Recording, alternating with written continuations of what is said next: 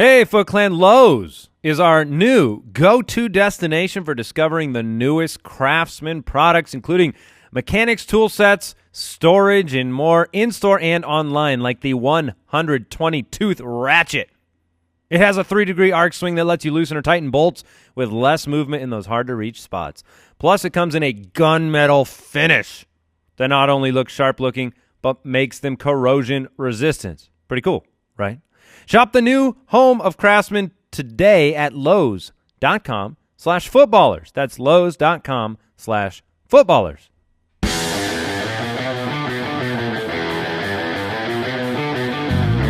Welcome to the Fantasy Footballers Podcast, coming to you from Draft.com Studios with your hosts, Andy Holloway, Jason Moore, and Mike Wright.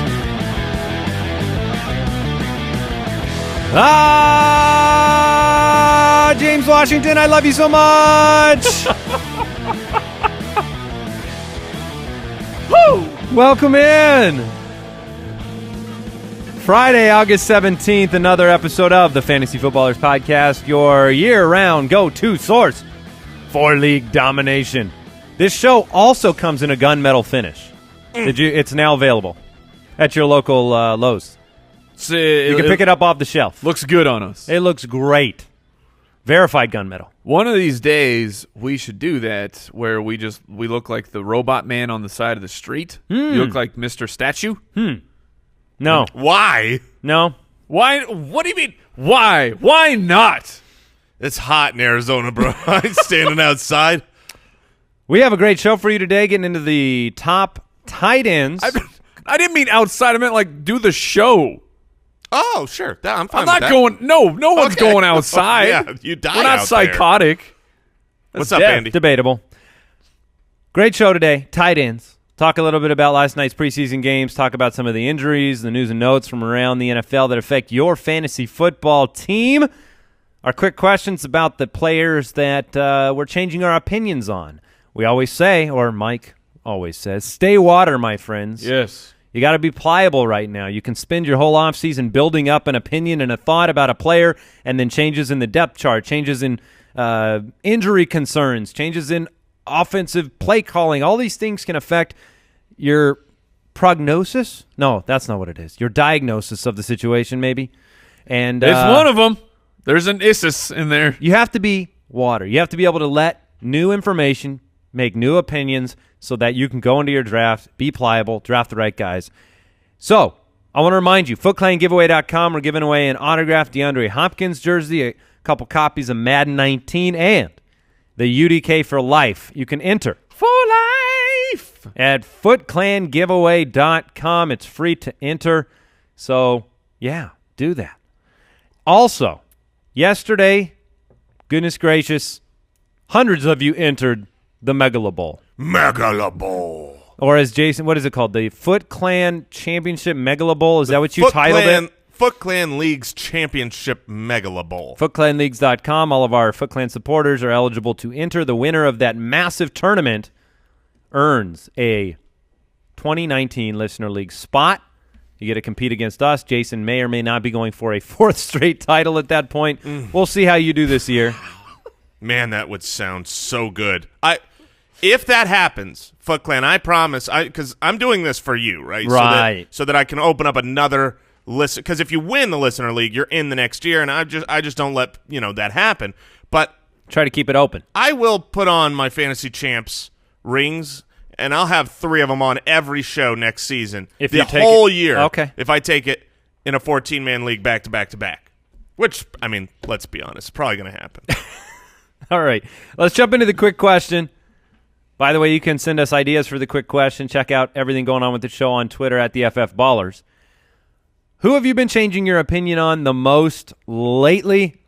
I'll go ahead and kick it off real quick. I put 3 names in there. John Brown, wide receiver for Baltimore. I'm not the biggest Michael Crabtree fan, therefore I'm looking for someone to emerge in Baltimore. John Brown, preseason or camp, I should say, he's been a standout. John Brown, wide receiver for the Ravens.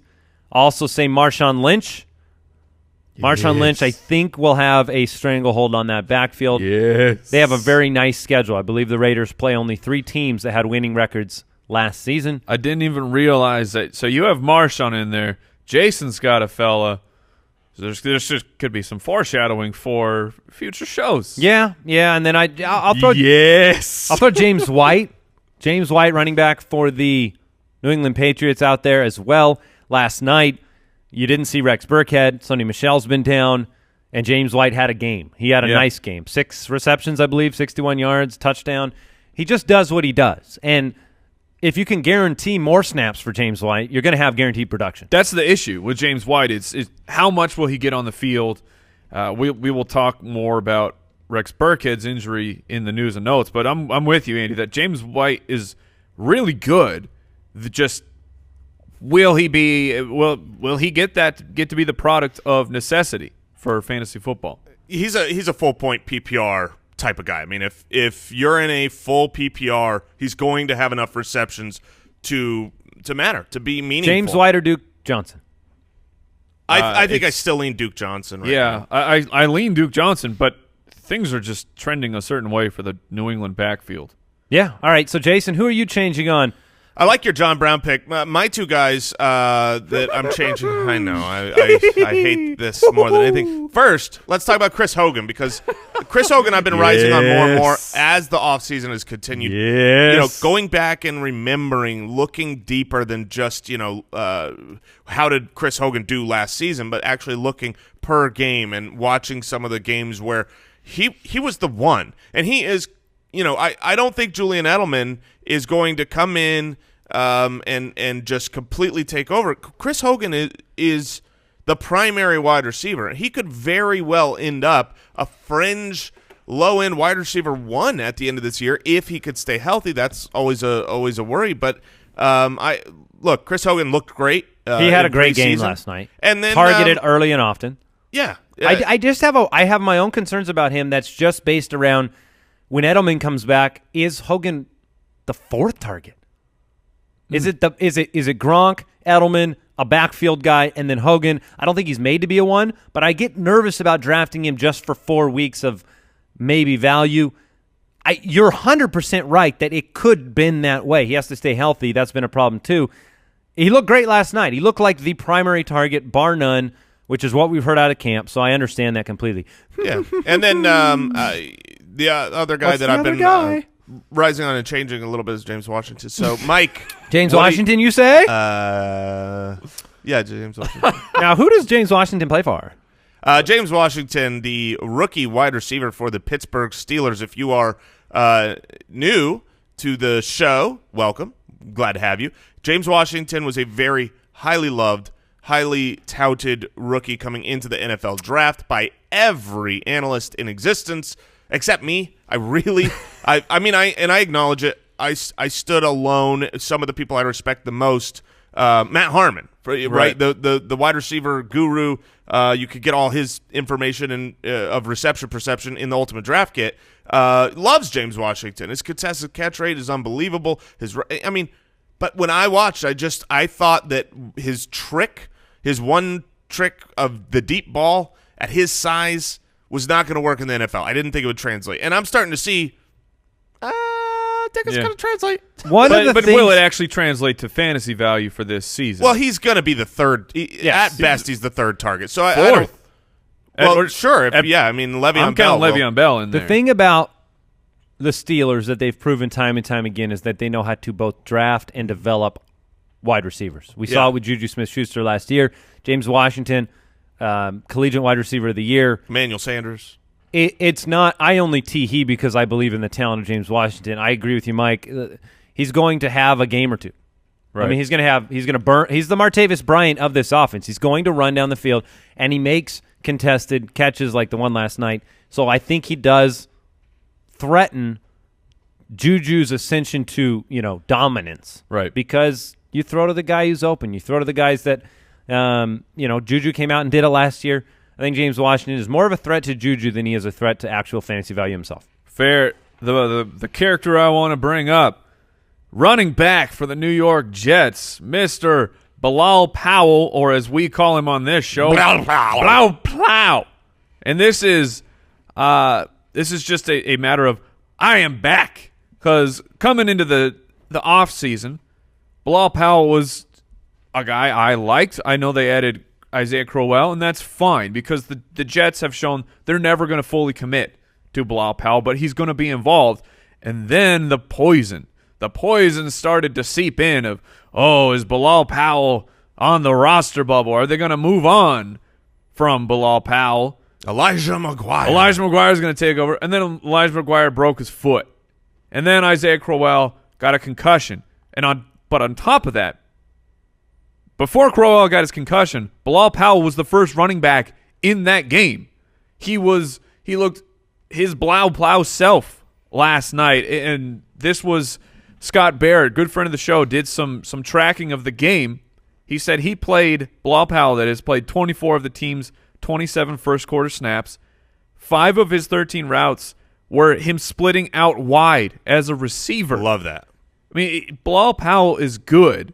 He will never be a running back one, even if Isaiah Crowell goes down and misses time. They won't fully commit to Bilal Powell. But for a guy who is going in the double-digit rounds at the running back position that you can use as a flex. As a solid flex on a weekly basis. I mean, that's outrageous. Yeah. So I'm throwing my hat back in the ring for Bilal Powell. If you want to go back to 2016, which you can do in the Ultimate Draft Kit if you look under the consistency charts, in 2016 he finished the year with 3 of 4 weeks inside the top 10 as a running back.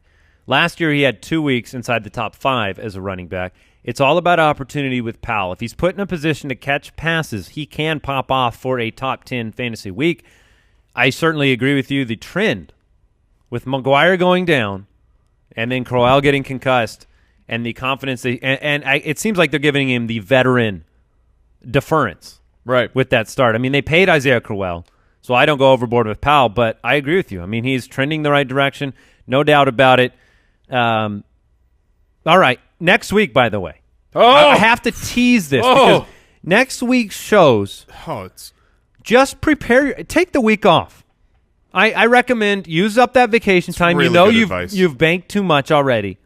Take the week off, pop some popcorn, and get ready. Monday, My Guys. The My Guys show on Monday. Tuesday, Breakouts. Wednesday, the Fantasy MVP show. Thursday, Busts. Friday, live mock draft on the show. And if you're a Foot Clan member, you get another Thursday show when we get into the Foot Clan mailbag, a bonus show.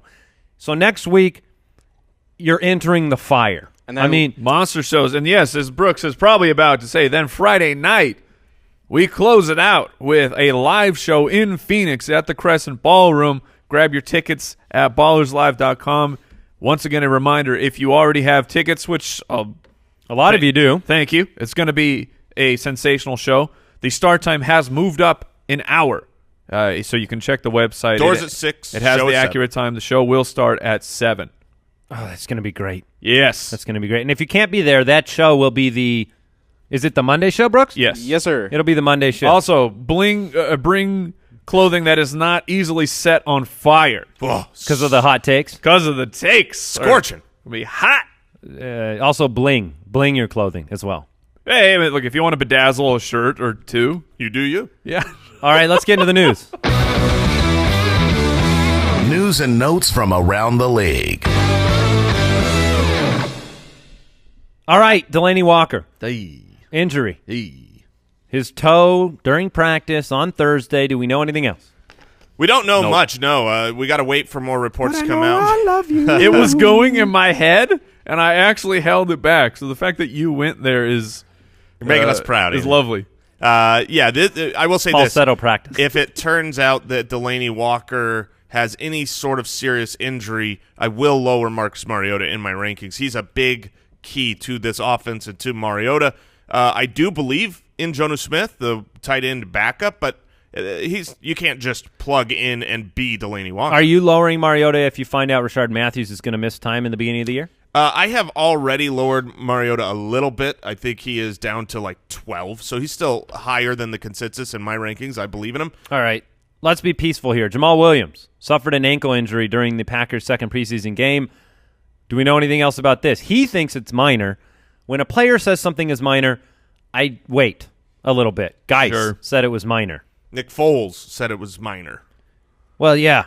So with Jamal Williams going down, Aaron Rodgers being suspended, or I'm sorry, not Aaron Rodgers. Please, hold on. Pause. Let me unsay that. Aaron Jones being suspended the first 2 games. Very nice start potential for Ty Montgomery. Yes. Yes, it is.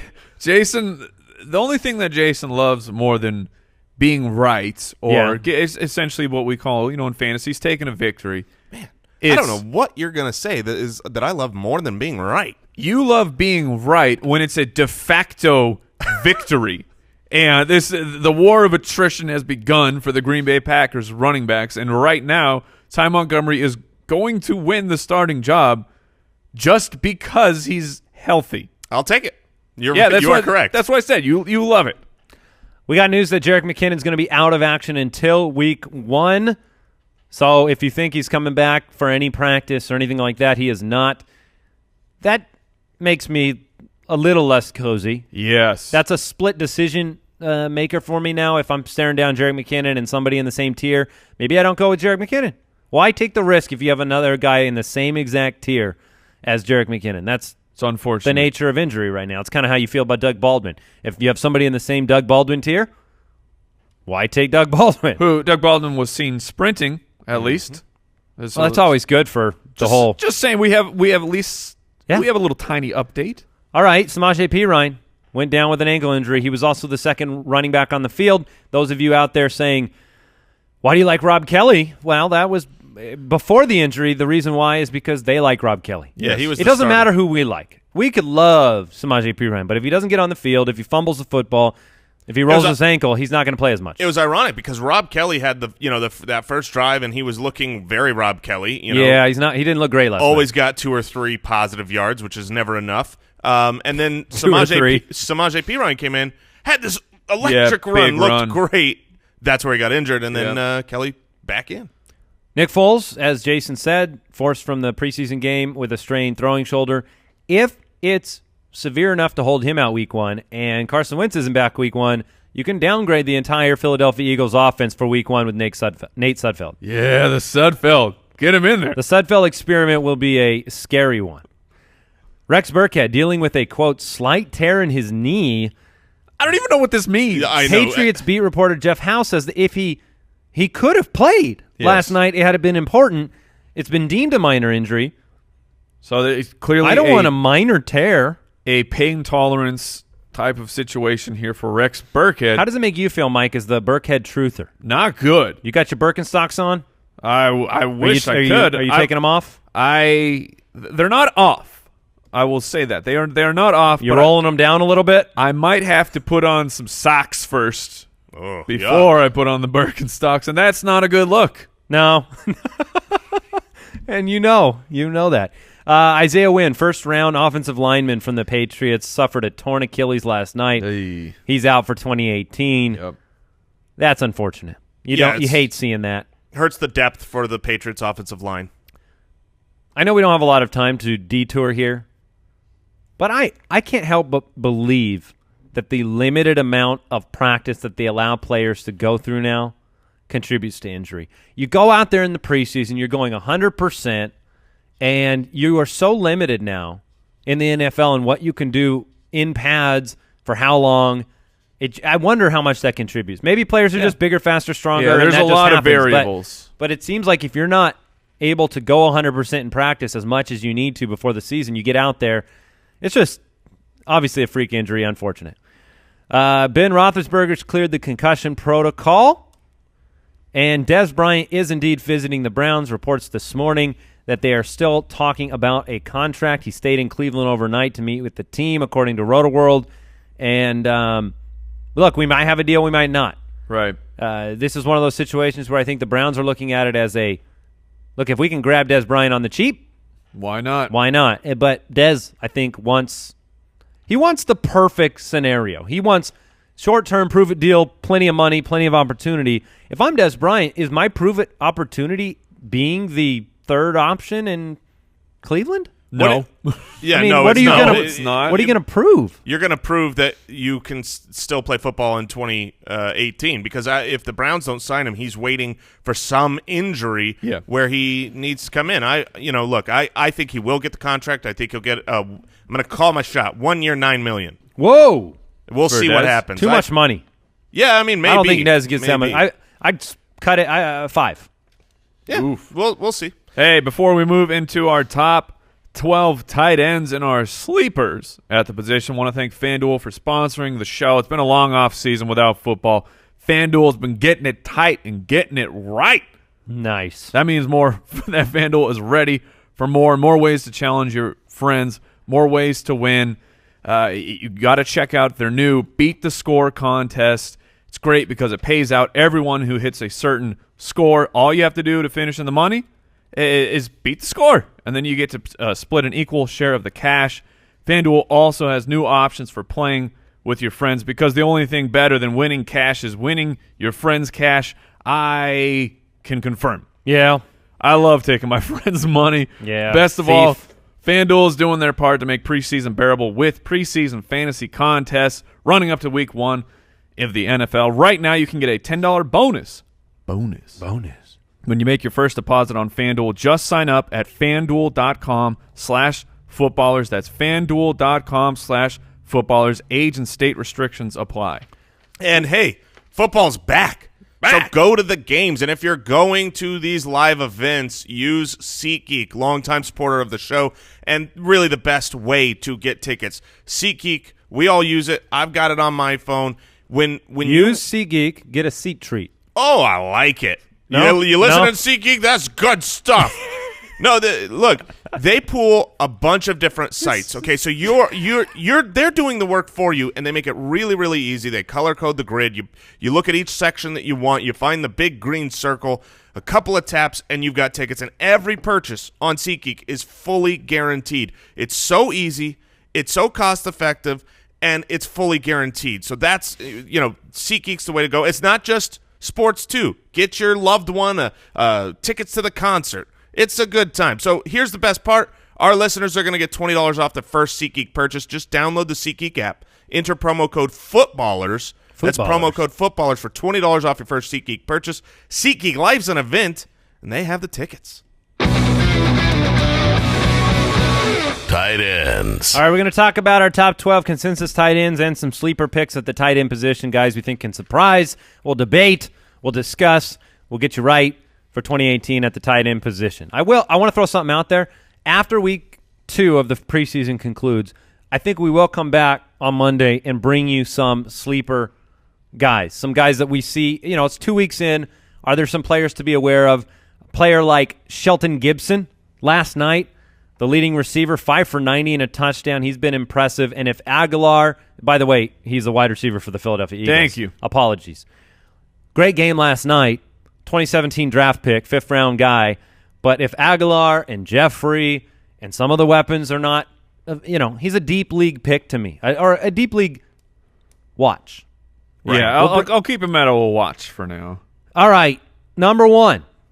Rob Gronkowski, tight end for the New England Patriots last year in 14 games, 69 receptions, 1,084 yards, 8 touchdowns.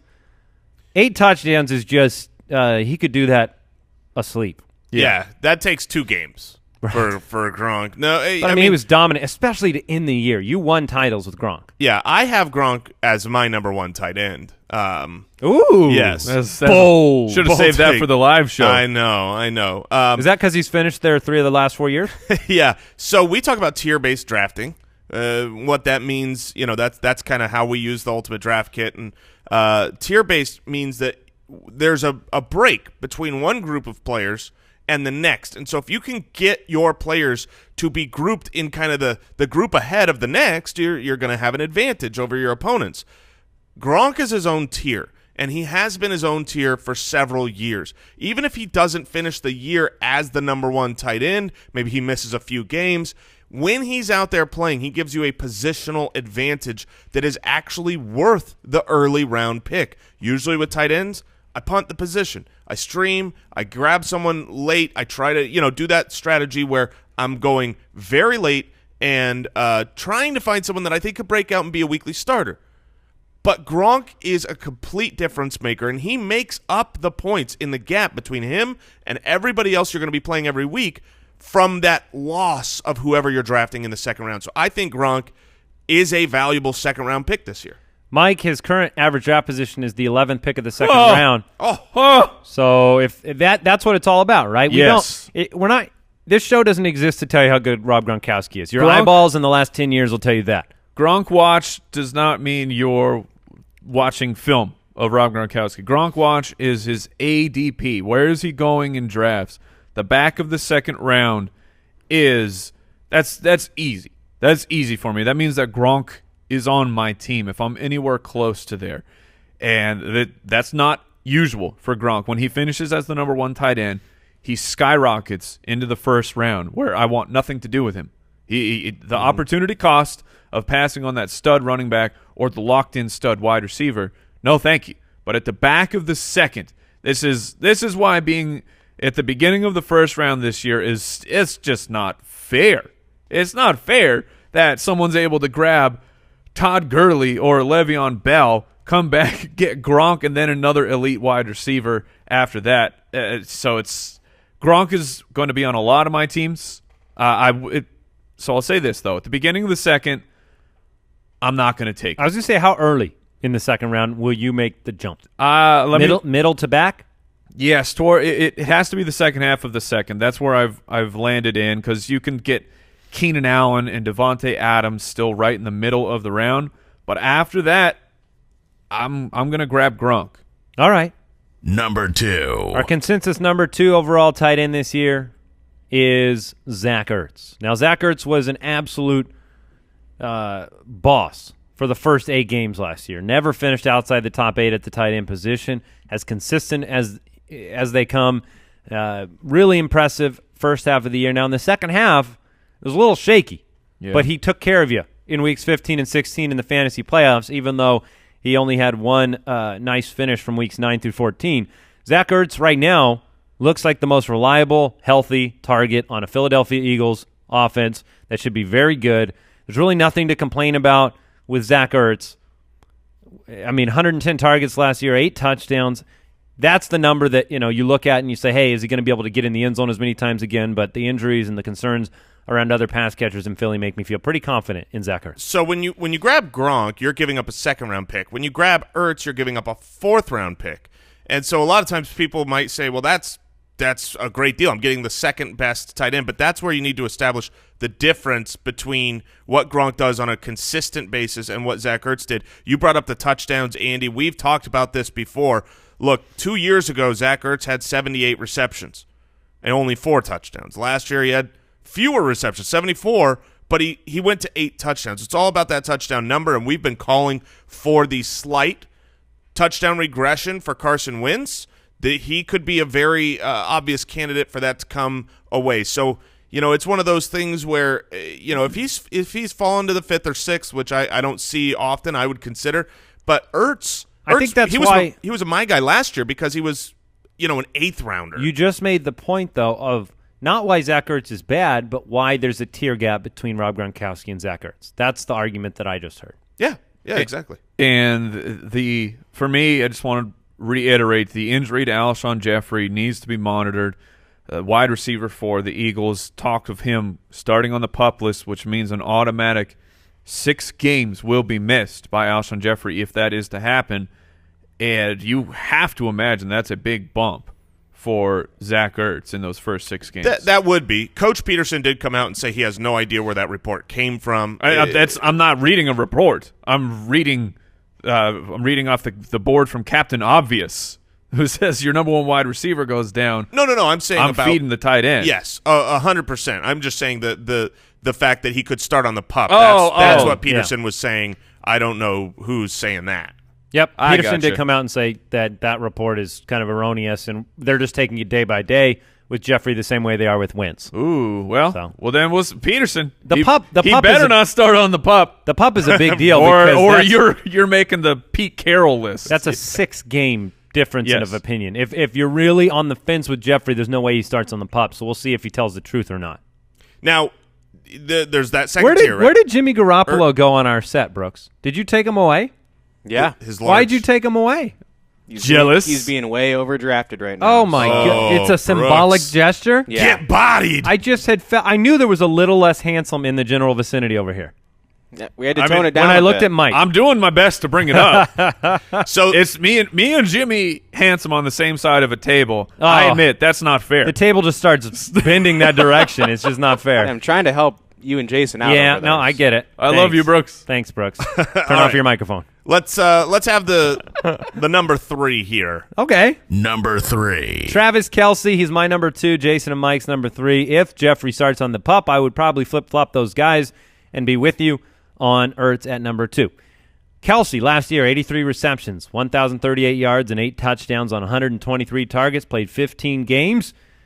He was targeted 8 times a game, tied for the most in the league. He was very reliable, a top 12 tight end 73% of the time. And this has just been the resume for Travis Kelce now. The last 4 years finished 7th, 8th, 1st, and 2nd at the tight end position. There aren't a lot of holes to his game. If there was one, it would be in the touchdown regression category with Sammy Watkins coming in. He's the only tight end to finish with at least 120 targets. So, man, Travis Kelce. Sure. Tried and true, but you got to pay a third rounder for him. You got to pay a third rounder for him, and he's number 3 for me, so it's not a lot of risk. We're just trying to look at it from that side.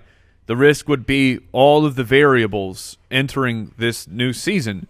New offensive coordinator, new red zone threat in Sammy Watkins, and new quarterback. That's a pretty big change when you are a pass-catching weapon like Travis Kelce. I think he can rise above it.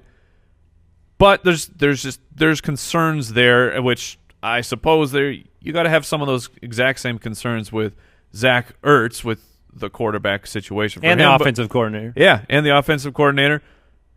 But you pay a higher price for Kelce. Sure, Yeah, not by much though. That's Not what by I was much. going to bring up, is that these two guys are in a very similar situation. Of they're in the same tier for a reason. They're the clear number 2 and number 3 in either order. A lot of people have Ertz ahead of Kelce. I do, because of the variables you just mentioned with Kelce. A lot of people have Kelce above Ertz because he is physically an imposing, dominant Zeus human being for a reason. But that's where I lean. That's where I lean Ertz, because you're getting the 1-round savings. They're both going to be great this season, but they're not a huge, ginormous positional advantage. And to give up a running back or a wide receiver, I just feel like they're too pricey for me this year. Well, let's get into some of the more debatable tight end situations. Number 4. Greg Olsen. I've got him at 5. Jason and Mike have him at 4. He may be the best mix of value in the Could be. draft. I don't know. If he slips into the 6th round, are you drafting Greg Olsen, or are you just passing and taking a guy you like a little bit later that has different upside? We're at the first tight end who makes me nervous. Yeah? Yeah. I know I have him at 4. Greg Olsen's been a stud. He's been at least a top 7 tight end since 2012, throwing out last year where he missed a massive portion of the year.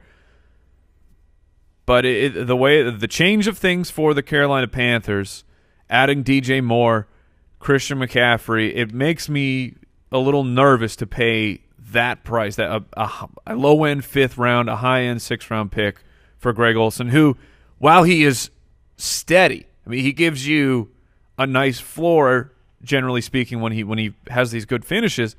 He never goes boom, though, because the touchdowns are always low. The touchdowns aren't there, and so he basically played in 6 games last year. And if you look at the numbers and you go, okay, well, he's still great. He had 1 game. You remember the game he came back from the injury, 12 targets, 9 receptions, 116 yards, and a touchdown. Oh, Greg Olsen's back. Yeah. But what happened in the other 5? Because in the other 5 games, he didn't have 1 game in 5 that he had 30 yards. Here's his yard totals to start the year: 18, 10, 10. After that 116-yard game, he had 27, then 10. If he's not scoring touchdowns, makes me nervous. And he's not, and he's dealing with a Jones fracture that has, a 20% chance of re-injury in NFL after that first one, I feel like there's a lot of risk here. Norv Turner, though, has been known as always having a very, very powerful tight end. A lot of the times that's been due to Norv Turner's propensity to use and have incredible running backs that force 8 in the box and let the guy get out and extend the field. Emmitt Smith in Dallas, LaDainian Tomlinson, Stephen Davis. I don't think any of us are putting Christian McCaffrey in that category right now. He's not Frank Gore when, Norv Turner was offensive coordinator in San Francisco that could pull him in the box and make Vernon Davis just even more of a weapon. That being said, Olsen was rewarded with a contract. I think he's interesting. He's still the go-to guy for Cam Newton, in my opinion, until G.J. Moore proves to me that he can be that player. You might get one more year of great value out of Olsen, but you're right. There are some variables and some fears. It'll be an interesting season in general to see what Norv Turner offers and whether we buy into the Norv Turner hype around McCaffrey, around Olsen. Norv Turner's been doing it a long time, but the league has changed. So whether Christian McCaffrey can be a bell cow, I think, is going to factor into Olsen's success. Yes. Number 5. Evan Engram.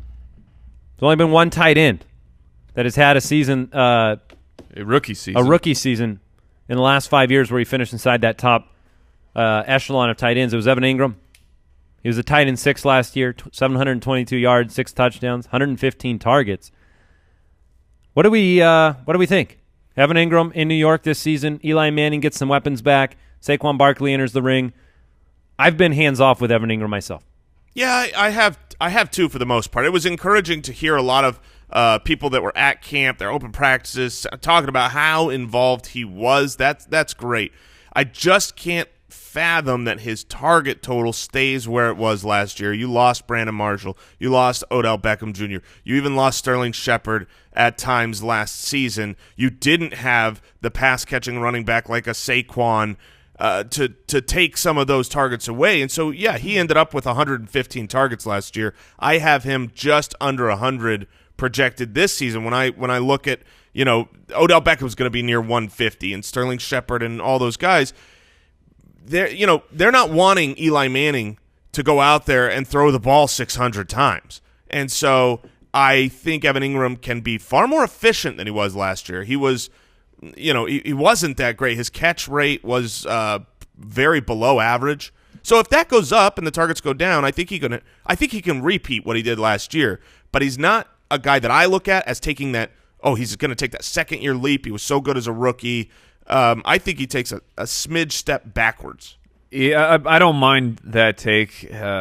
I do believe in Evan Engram, the player. I believe that he is a mismatch. He is a nightmare when used properly. But you're right. The targets that were available to him last year will not be there. I will say in those first 4 games, weeks 2 and week 4, those were games where Odell Beckham was playing and Odell Beckham had decent numbers. And in weeks 2 and 4, Evan Engram was a top 12 tight end, finishing 6 and 11. So it's not that he can't do it with Odell Beckham there. But would you take Shepard or Engram as a flex? As a flex? Yes. It's a great question. I would rather. I mean, you're throwing draft price out of the equation. Yeah, I'm just saying pick one of those guys up off of waivers to put in your flex. It would be spot. Evan Engram. I would go Shepard. Where would you go there? I think I'd go Engram. Yeah, I did this touchdown. Better touchdown upside. Yeah, I get that. Yeah. Number 6. All right, Trey Burton, Trey Boo-Boo. offseason fantasy darling, signed a 4-year, $32 million deal with Chicago to come in and be Matt Nagy, head coach's Travis Kelce in this offense. Right now, what we like about Trey Burton, because he's 7-7 for Jason and Mike. He's number 8 in my rankings.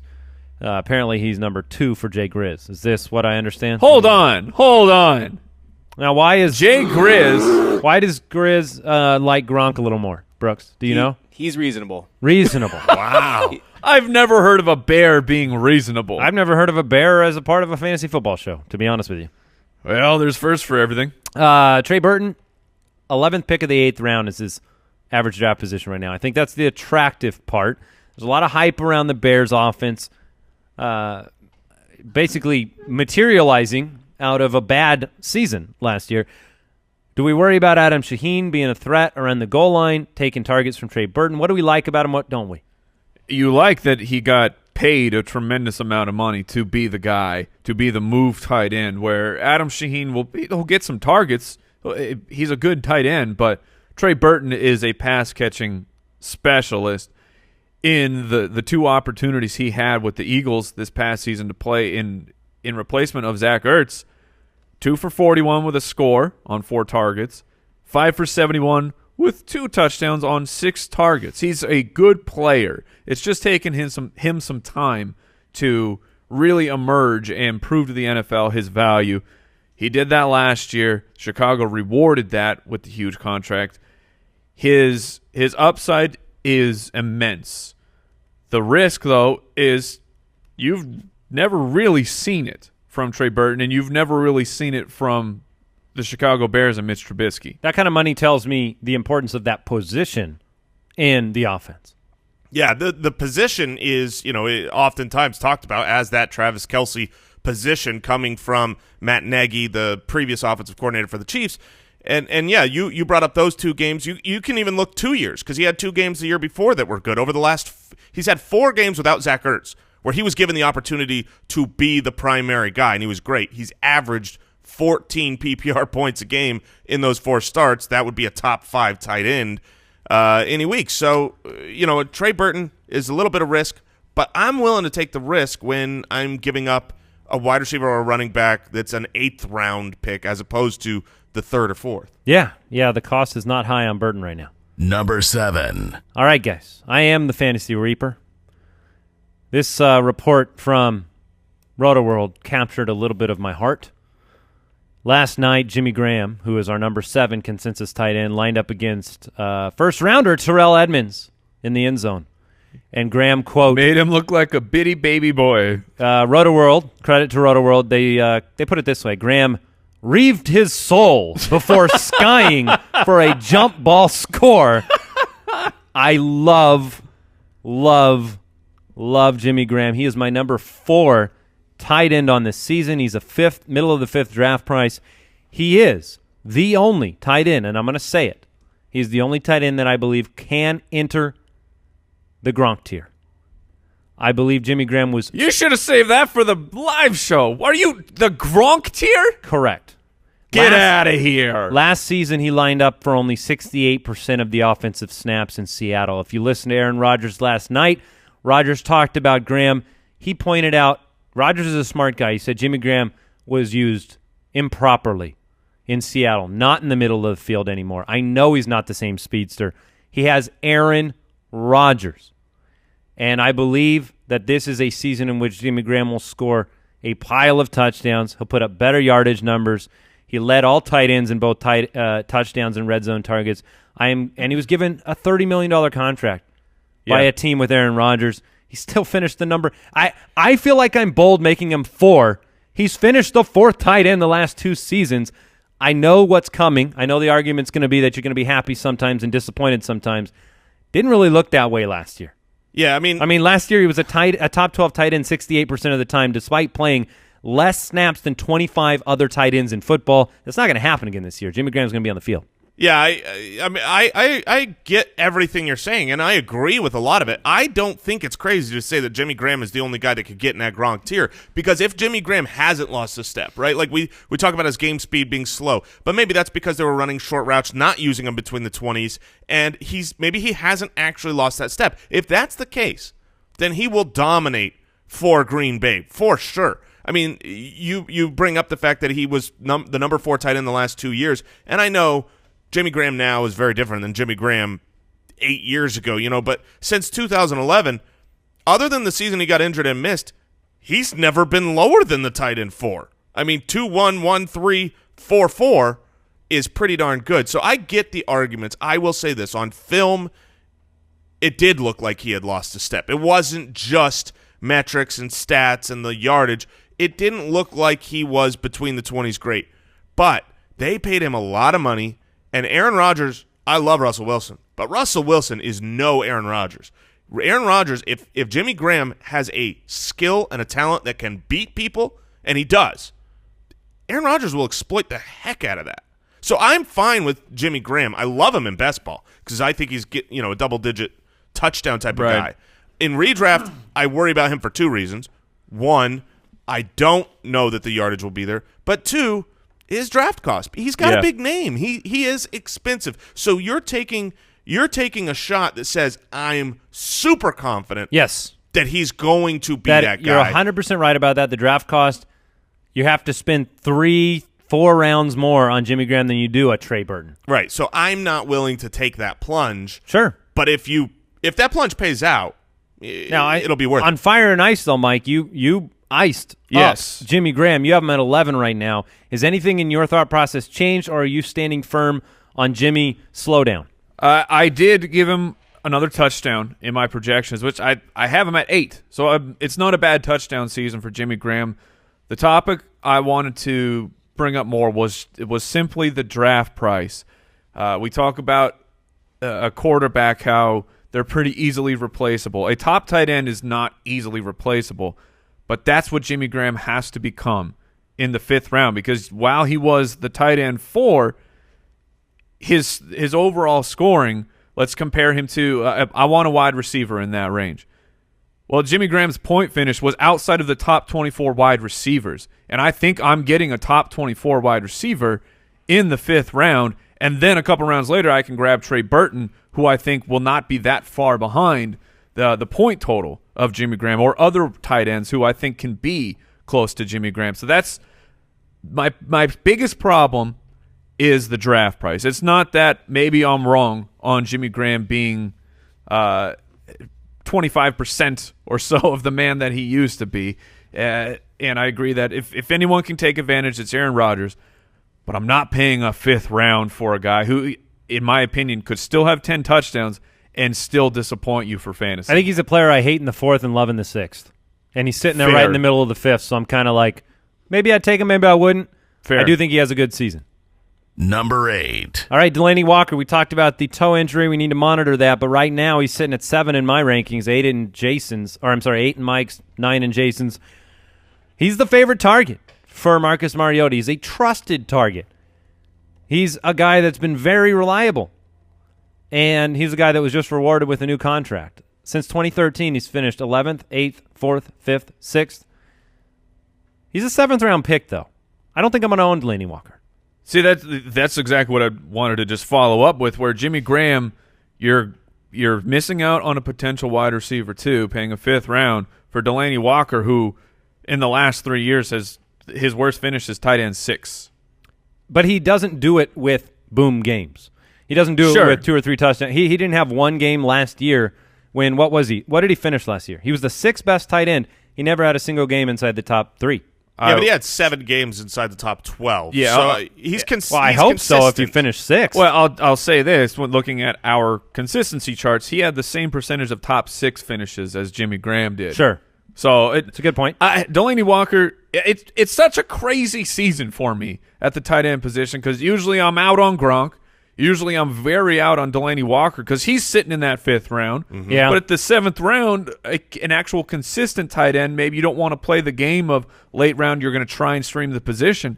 Delanie Walker is interesting to me. That's why this big toe injury sucks so much. Well, and if you're drafting today, tomorrow, this weekend, which a lot of people are, and we don't have more news about Delanie Walker, what do you do? Because his ADP is going to be further than 7. The 7th round because of this injury. If you're drafting right now, you don't draft him unless he's dropping to the if he's there in the 10th round, the 9th round, I would consider getting him there. But you can't grab him not knowing if he's injured right now. That's one of those. Right. I've had this question on Twitter. My drafts early. We draft before week 3 preseason. What tips do you have? Mitigate. There's really not a lot of tips. It's the same exact strategy left, right, and center with one exception. And that's if you don't know about a guy who is kind of injured right now, I would not. Yeah, I would mitigate that risk because Now, when do you make the plunge though? Because if you do that, like if everybody's philosophy is to do that in your league, these guys are going to drop down 3 rounds later. Is that what you were just showing? Yeah, that's what I was showing. Yeah, 3 rounds is if he's going in the 7th, if Delanie's in the 10th, I get a 3-round discount. I'm going to take him. Then you can take advantage, but. I'm not taking anyone at their ADP. I'm not taking Baldwin. right at his peak price if he's currently injured. All right, we'll hit 9 and 10. We'll each drop a sleeper tight end name, and then I believe we have Best Ball Bonanza today, Brooks. Is that correct? Oh, yeah. I don't see the drop in here. Oh, get body. He just closed his eyes. He just closed his eyes with sadness over there. He's trying to stop the tears. No, It's all right. No, he's thinking about Jimmy Handsome with those eyes closed. Number 9 and 10, Kyle Rudolph. So handsome. Kyle Rudolph so handsome? No. Yes. I hadn't moved on. Jason at 5, Mike and I have him at 10, and then Jordan Reed, Mike has him at 6, I have him at 9, Jason has him at 13. So let's go. talk about Kyle Rudolph and Jordan Reed. Yeah, look, Kyle Rudolph has been very consistent over the last few years. He's a valuable weapon. He is third, in importance, maybe fourth if you put Dalvin Cook ahead of him in the passing game. He's obviously not going to command the targets he did before Thielen broke out. Diggs is there. So I get the hesitation of putting him really as he's not an elite tight end, but he is very consistent, very used and useful near the red zone. And so for a guy that, is the 7th tight end off the board, almost going in the 7th round, he's the last pick right now of the 6th round. The last 2 years, he was the 2nd tight end and the 7th tight end. I feel just confident that I'm not going to just be drafting a crappy pick when I get Kyle Rudolph. I'm not drafting the best thing in the world either. It really depends. If you want Kyle Rudolph, it depends on what you believe about some of the later guys. Are you fine taking that risk on Jordan Reed? Are you fine taking that sleeper super late pick on ASJ, Ricky Seals-Jones, Vance McDonald? If you like those guys, then you don't need Kyle Rudolph. But if you're like me, where you go, I don't want to go into the season with those guys. I believe they could break out. I'll look for them on waivers, but I don't want to start the season that way. Then Trey Burton / Kyle Rudolph, that's the end of those guys that you can be confident will have an important role in their offense. Mike, talk to everybody about Jordan Reed. You've got him at 6, and I understand, but I believe you've enacted Rule 86 once again in 2018. Yes, Rule 86, which states if Jordan Reed is healthy, you play him in fantasy football. We're waiting for legislation. We don't know if it is officially passed. My rankings would infer that it has, but we got to check on the floppy nature of his boneless toes. Whoa, we got a lot of things we got to how expect. confusing that sentence was for our listeners. Look, flaccid toes is a situation. Whoa, and we'll see what he can do. We'll see what he can do. Not if you're a manatee. You want to talk about a guy who can go into the Gronk tier.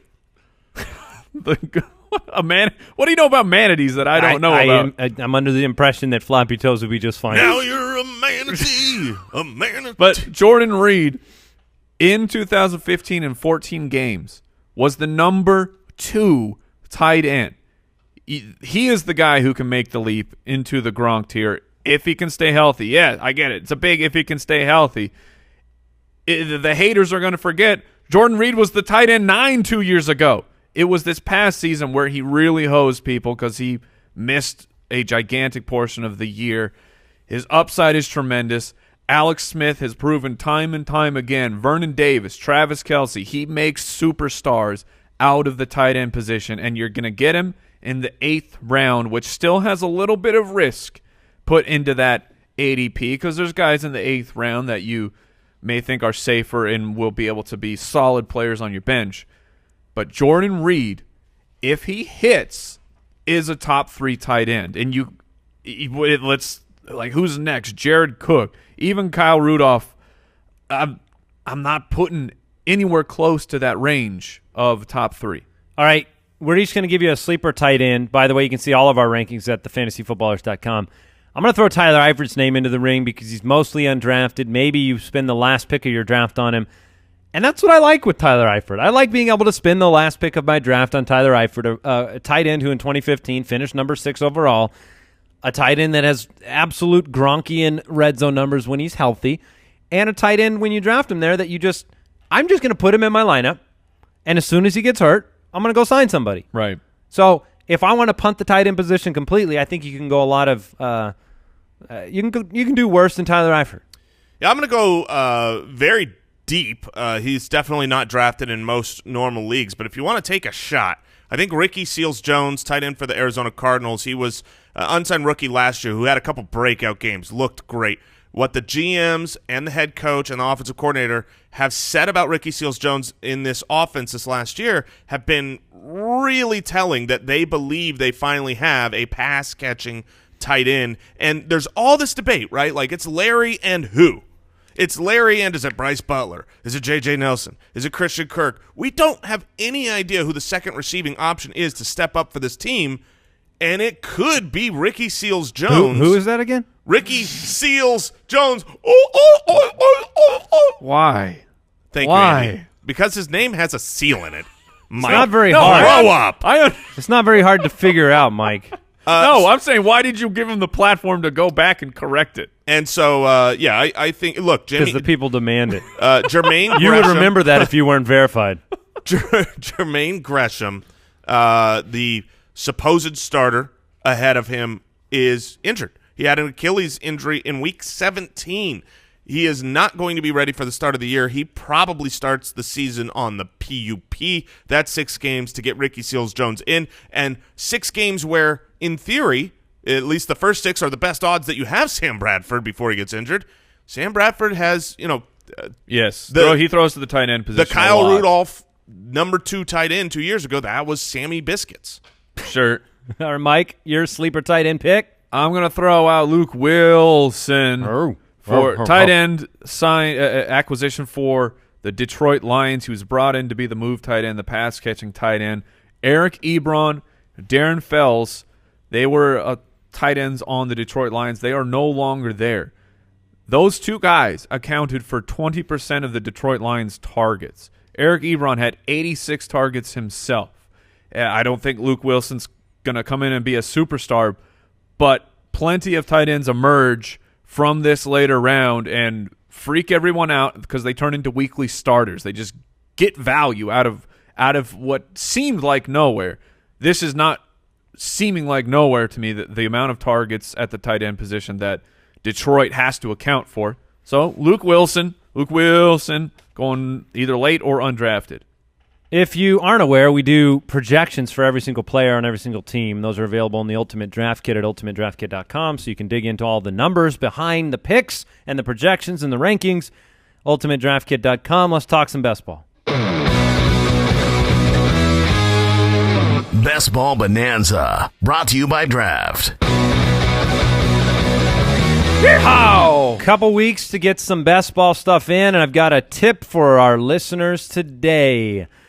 Last year, I had a very successful best ball season when I invested into a number of ambiguous running back situations, namely with rookie running backs. We talked a lot. These first 4 running backs right now, injured. Now, guys, I wouldn't recommend him. He's out for the season. But Sony Michel, Rashad Penny, players that are injured in the beginning of the season. And dropping in ADP. I want our listeners to look at running backs in ambiguous timeshare situations. Pick them up! If you had Alvin Kamara last year, which you could draft very late in drafts, he won you a best ball league. If you had Chris Thompson in an ambiguous situation, he won you a best ball league. And the nice thing about this is we have an article on our website identifying late round flyers at the running back position. So I think, look, we debate a lot about Tampa Bay's backfield. We talk a lot about Green Bay's backfield. What's going to happen? Bilal Powell. Ambiguous running back situations are a great best ball target. You can look in the late rounds, round out that running back core, and here's some categories before we close this out. The committee member, right? The forgotten veteran. The annoying handcuff. There are players, maybe you take a shot on a couple handcuffs even. The 2 I'd look at, James Conner, and then... Oh, he looked good. He looked real good. He looks svelte. So if Lev Bell goes down, James Conner becomes that potential top 10 back. And I'm going to say John Kelly. Yes. Because what I saw on film was a very good-looking player back behind Todd Gurley in Los Angeles. Look at what has happened today. I have come around on James Washington, a guy that you loved, Andy, and I hated pre-draft. And you have come around on John Kelly, a guy that we loved and you did not like. And I'll throw a couple other names out there. Stay water, my friends. Yeah, Nick Chubb. Nick Chubb is a name, late round. Maybe he ends up with some value. Look at some of them PPR guys. James White, we talked about him earlier today. Ronald Jones, Theo Riddick. Some other names that can round out your your running back core. That is today's best ball tip. You can play best ball at draft.com/ballers for the next couple weeks. You can enter best ball drafts. And if you don't know what, those are fun to monitor for the rest of the season. They're great because we talk about how many leagues are too many leagues. You can't have too many best ball leagues because you can have too few. You sure can. You draft and you forget it. Your best lineup starts every single week. There's no transactions, no trades, no waivers. It's the draft season we know and love. You play that, and then you monitor it, and you see how you're doing all season long. You still have a ton of fun in the season watching these leagues. You just don't have to work too hard. Quick reminder, if you're looking to play some daily fantasy sports this season, check out FanDuel. They're ready. They've been working on things. They've been tinkering. They've been hitting the lab, building things like beat the score contests that pay out everyone who hits a certain score, all sorts of new ways to play against your friends. We love taking our friends' money. It's just something that makes you feel good, and they got preseason fantasy contests running up through week 1 of the NFL. Sign up at FanDuel.com/footballers. Get a $10 bonus when you make your first deposit. FanDuel.com/footballers. Age and state restrictions apply. So that is it for today's episode of the Fantasy Footballers Podcast. Please subscribe, Google Podcasts, Apple Podcasts, and don't forget, My Guys episode is coming on Monday. You can't miss it. We'll see you next week, Foot Clan. Goodbye. Thank you for listening to another episode of the Fantasy Footballers Podcast. Join our fantasy football community on jointhefoot.com and follow us on Twitter @TheFFBallers.